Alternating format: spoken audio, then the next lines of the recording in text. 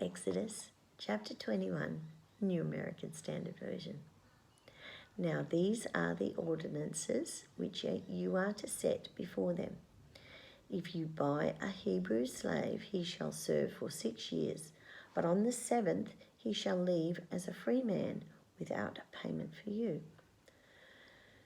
If he comes alone, he shall leave alone. If he is a husband of a wife, then his wife shall leave with him. If his master gives him a wife and she bears him sons or daughters, the wife and her children shall belong to the master and he shall leave alone. But if the slave plainly says, I love my master, my wife and my children, I will not leave as a free man, then his master shall bring him to God. Then he shall bring him to the door or the doorpost, and his master shall pierce his ear with an awl, and he shall serve him permanently. Now, if the man sells his daughter as a female slave, she is not to go free as the male slaves do.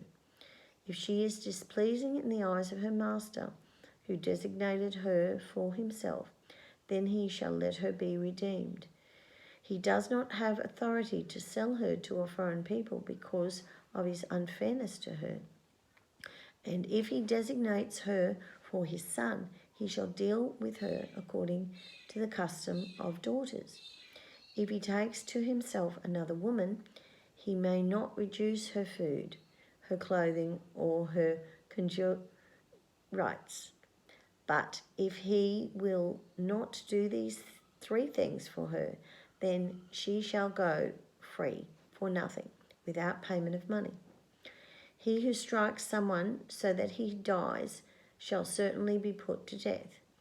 Yet, if he did not lie in wait for him, but God caused him to fall into his hand, then I will appoint you a place to which he may flee.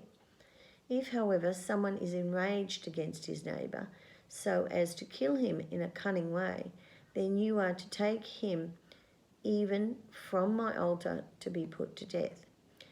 And one who strikes his father or his mother shall certainly be put to death. Now one who kidnaps him or somebody, whether he sells him or is found in his possession, shall certainly be put to death. And one who curses his father or his mother shall certainly be put to death. Now if people have a quarrel, and if one strikes the other with a stone or with his fist, and he does not die, but he is confined to bed, if he gets up and walks around outside on his staff, then he who struck him shall go unpunished. He shall only pay for his loss of time and shall pay for his care until he is completely healed. And if someone strikes his male or his female slave with a rod and the slave dies at his hand, he shall be punished. If, however, the slave survives a day or 2, no vengeance shall be taken, for the slave is in his property.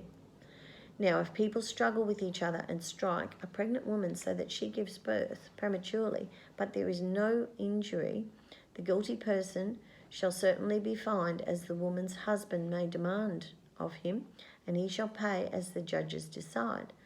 But if there is ever any further injury, then you shall appoint as a penalty life for life, eye for eye, tooth for tooth, hand for hand, foot for foot, burn for burn, wound for wound, bruise for bruise. And if someone strikes the eye of his male or female slave and destroys it, he shall let the slave go free on account of his eye. And if he knocks out a tooth of his male or female slave, he shall let the slave go free on account of the tooth.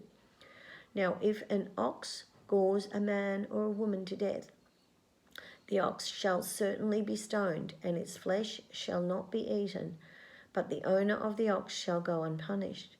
If, however, an ox was previously in the habit of goring, and its owner had been warned, yet he does not confine it, and it kills a man or a woman, the ox shall be stoned, and its owner shall also be put to death.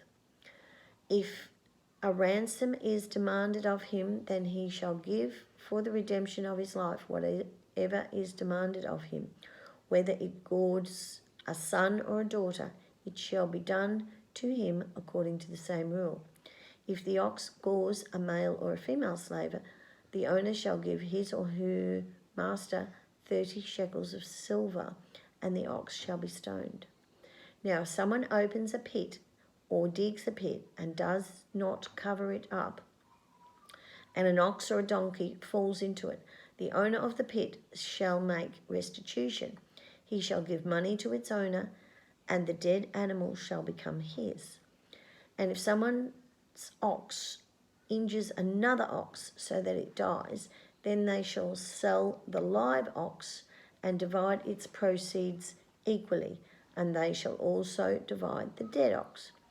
Or, if it is known that the ox was previously in the habit of goring, yet its owner had not confined it, he must make restitution of ox for ox, and the dead animal shall become his.